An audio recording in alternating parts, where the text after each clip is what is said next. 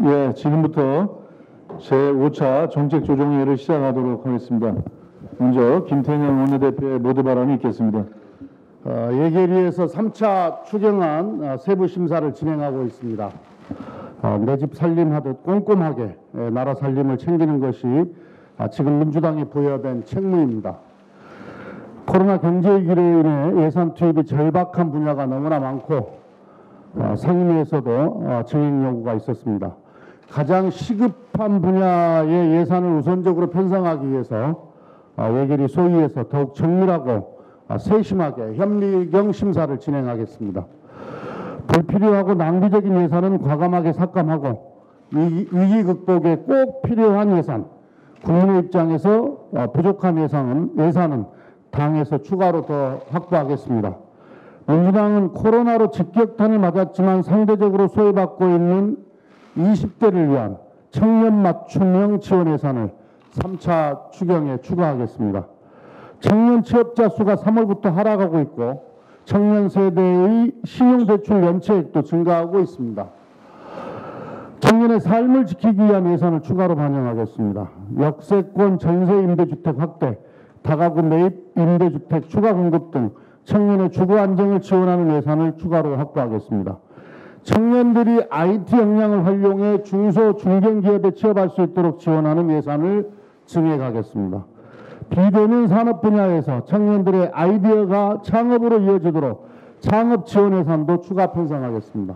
청년과 국민의 삶을 지키기 위해 꼭 필요한 예산은 당에서 적극적으로 반영하겠습니다. 이 외에도 코로나 위기 극복을 위한 정부 지원에서 사각지대의 노인 분야와 계층은 없는지 마지막 순간까지 꼼꼼하게 살피겠습니다. 어제 노사정 대타협이 무산된 것은 대단히 아쉽고 안타깝습니다. 코로나19 위기 극복을 위해 노사정이 40여일간의 논의를 거쳐 어렵게 합의안을 만들어낸 터였습니다. 고용 유지를 위해 경영계와 노동계가 협력하고 정부는 전국민 고용보험 도입 계획과 국민 취업지원 제도 확대 등 사회 안전망을 대폭 강화하는 내용의 합의안을 마련했습니다. 하지만 98년 외환위기 이후 22년 만에 대타협이 기대됐던 노사정 합의는 민주노총의 불참으로 무산됐습니다. 민주노총 내의 강경파가 사회적으로 수용하기 어려운 과도한 요구를 내세우며 합의를 불발시킨 것이 매우 유감스럽습니다. 단 한 걸음을 내딛기도 이렇게 어려운데 한 번에 10걸음을 나아가야 한다고 요구하는 것은 과유불급입니다. 우리 사회는 코로나로 인해 일찍이 겪어보지 못한 위기를 겪고 있습니다. 모든 공동체 구성원과 경제 주체가 협력해 2020년 이 위기의 강을 함께 건너야 합니다. 일부 강경파의 무리한 요구는 위기의 강을 건너는 데 장애가 될 뿐입니다. 사회적 대타협은 위기 극복을 위해 국가적 역량을 결집하는 공동체의 합리적 해법입니다. 사회적 대타협은 하면 좋고 안 하면 그만인 선택사항이 아니라 위기 극복과 경제성장, 복지국가로 나아가기 위한 필수 전략입니다. 다른 나라의 사례를 보더라도 위기를 극복하고 한 단계 도약하기 위해 거쳐야만 하는 과정이 사회적 대타협입니다. 사회적 대타협을 이룬 나라는 선진국으로 도약했지만 그렇지 못한 나라는 정체하거나 후퇴했습니다. 코로나 경제 위기를 극복하고 글로벌 선도국가로 도약하기 위해서는 더 늦기 전에 노사정 대타협을 완성해야 합니다. 노동계 일부 강경파들의 사회적 위기 감수성이 더 높아져야 한다는 것을 주문하고 싶습니다. 커진 권한만큼 사회적 책임도 분담해야 합니다. 민주노총을 포함해 노사정 모두 다시 머리를 맞대고 사회적 대타협을 되살려 줄 것을 간곡히 요청합니다. 이상입니다. 네, 다음은 조정식 정책위 의장의 발언이 있겠습니다.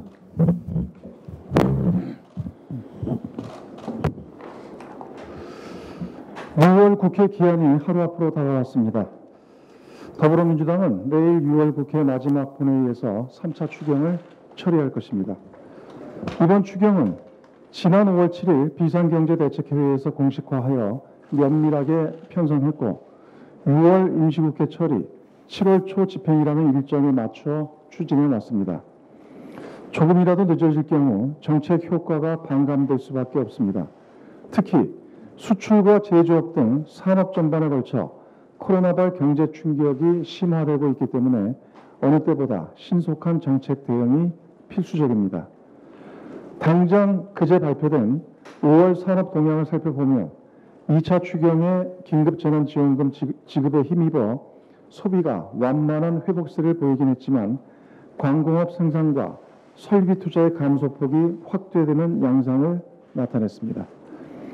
내일 중으로 반드시 3차 추경을 매듭 지어야 합니다. 추경 예산을 기다리는 640만 명 이상의 국민들과 기업들의 절박한 사정을 더는 방치할 수 없습니다. 21대 국회 첫 추경 처리가 여야 간의 원만한 협의에 의해 진행되지 못한 부분은 대단히 안타까운 일입니다. 하지만 지금은 국민의 일자리를 지키고 소상공인과 위기 기업을 지원하는 것이 무엇보다 시급한 일이고 국회에게 주어진 가장 중요한 책무입니다. 단 하루도 추경 심사 일정을 늦출 이유와 여유가 없습니다. 미래통합당에서 추경 처리를 11일로 연기하면 예산 심사에 복귀하겠다는 조건을 내걸고 있는데 이는 시간 끌기에 불과합니다. 특히 추경 심사가 졸속이라는 주장은 그야말로 생트집에 불과합니다. 당정은 이번 추경의 편성 단계부터 수많은 협의를 통해 전체적인 규모와 세부적인 사업 내용을 논의했습니다. 국회 절차대로 상임위와 예결위에서 추경을 꼼꼼하게 심사하고 있습니다. 미래통합당의 속내가 3차 추경을 발목 잡는 것이 아니라면 아무런 조건도 달지 말고 당장 오늘 국회로 복귀해야 할 것입니다. 국가적으로 매우 엄중한 시국입니다. 3차 추경뿐만 아니라 산적한 민생 입법 통과에도 박차를 가해야 합니다. 이를 위해 중단 없는 국회 운영이 무엇보다 필요합니다. 더불어민주당은 추경 처리 직후 7월 임시국회를 소집해 민생 현안 해소에 나설 것입니다.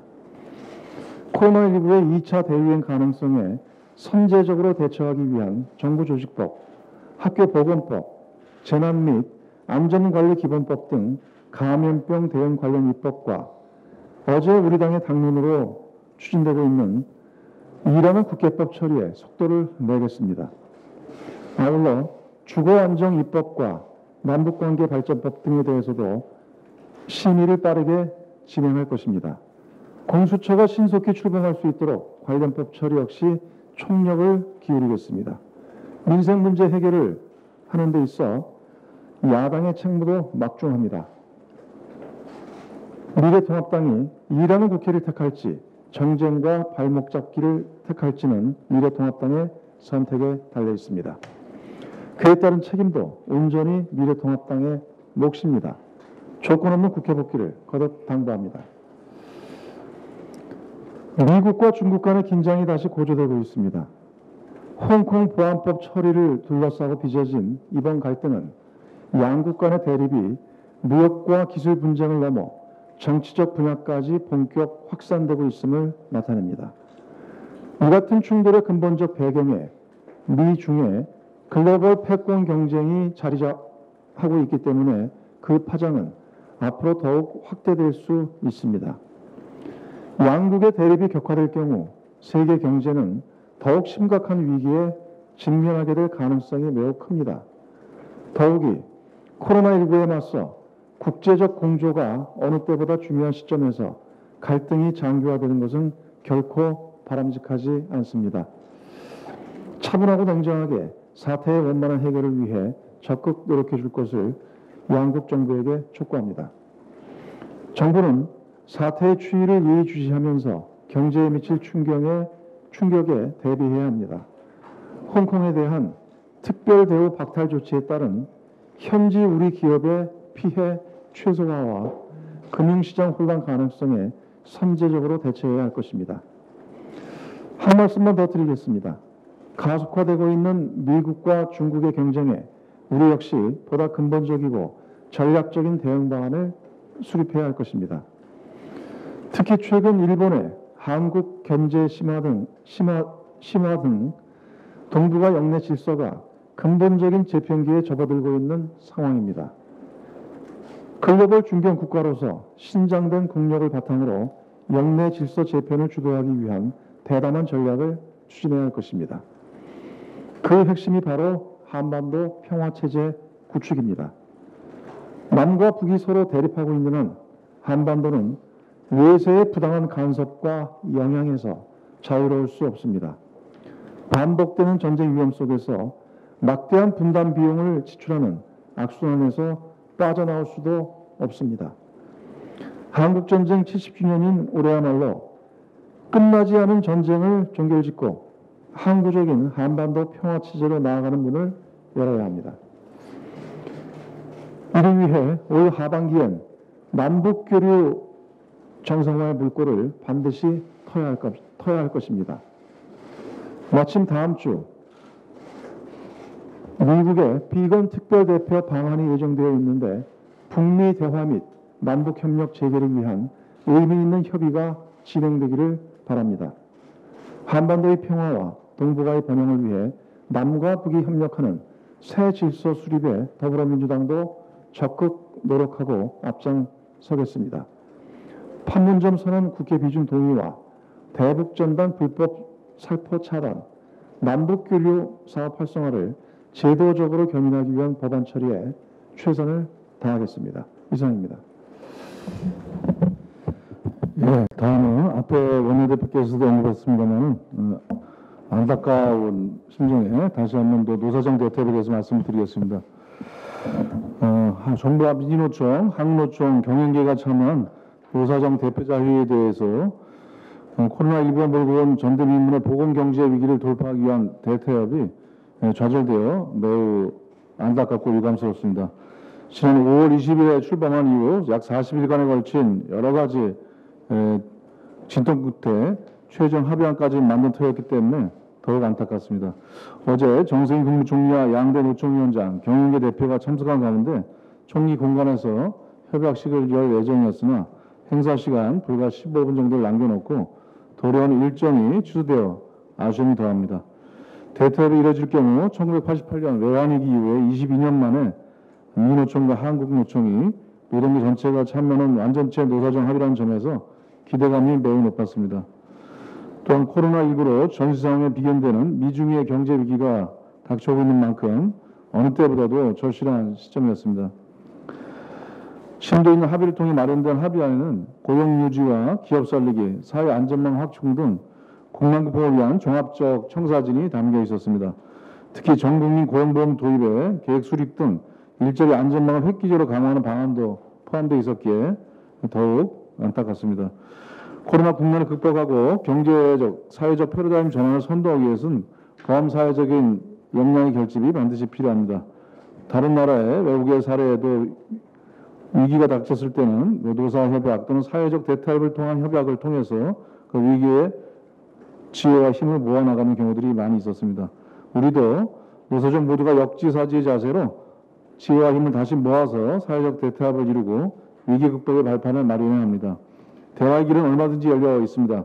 비록 최종 합의 발표는 이르지 못했지만 논의 과정에서 대타협의 방향과 필요성에 대해서는 충분히 공감대가 형성되어 있는 만큼 노사정 간의 조속하고 원만한 협약 타결을 다시 기대합니다. 다음 발언은 신현영 원내부대표께서 해주시겠습니다. 원내부대표 신현영입니다. 저는 코로나19 현장에서 진료하다가 국회에 오게 되었습니다. 지금 코로나19의 장기화로 환자를 치료하다가 감염된 의료진이 100여 명이 넘을 정도로 현장에 있는 의료진들이 많은 어려움을 겪고 있습니다.